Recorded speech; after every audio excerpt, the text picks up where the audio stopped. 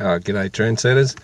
I'm just reading a book by Chris Leithner called The Evil Princes of Martin Place, and I just thought I'd read out this section of a chapter here. Disequilibrium. Fractional reserve banking corrupts the calculation of cost, misleads entrepreneurs, and encourages malinvestments. Let's examine this process from the borrower's point of view. The inflation that necessarily accompanies fractional reserve banking initially lowers the market rate of interest. It thereby sends a false signal, namely that the opportunity cost of borrowing has fallen. This false signal gives some unviable investment projects the false appearance of profitability. It also misleads entrepreneurs about the quantity of resources available for their investment projects. Every prudent businessman must assure himself that he possesses sufficient resources to bring his plans to fruition. If he doesn't, then he stands to lose some or perhaps even all of his investment. Fractional reserve banking corrupts the calculation of cost because the rate of interest is a major component in the calculation of a project's prospects, particularly long-term projects. The effect of fractional reserve banking is to exaggerate projects' viability and thereby create the illusion that some unviable projects are profitable.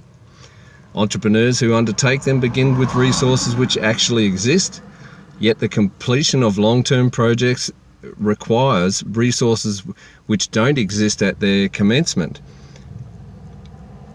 The infrastructure projects spawned by artificially low rates of interest increase the demand for cement, steel, specialist labour, etc.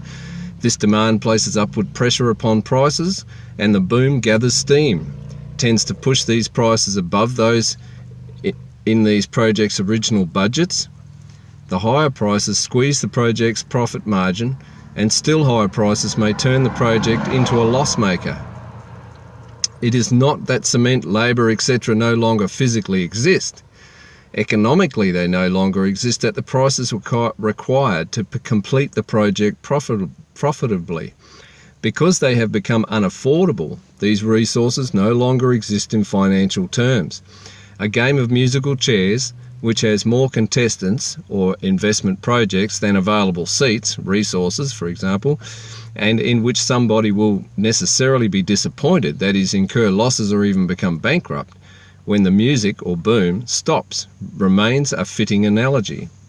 The resources necessary to complete these projects exist only in the minds of investors who have conflated two distinct things: plentiful artificial credit and relatively scarce genuine savings.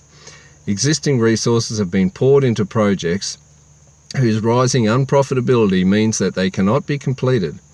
In the resultant crisis, that is the point in time when they realise they have miscalculated.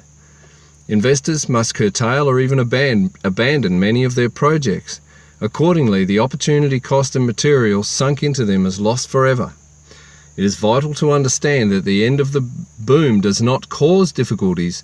It merely reveals the problems that inhered all along in the inflation and artificially low rates born of fractional reserve banking. The root cause of the evil, said Mises, is not in the restriction of credit, but in the preceding expansion. The policy of banks does not deserve criticism for having at last called to a halt the expansion of credit, but rather forever having allowed it to begin. Inflation creates the boom which spawns illusions of profitability, growth, and prosperity that outstrip reality.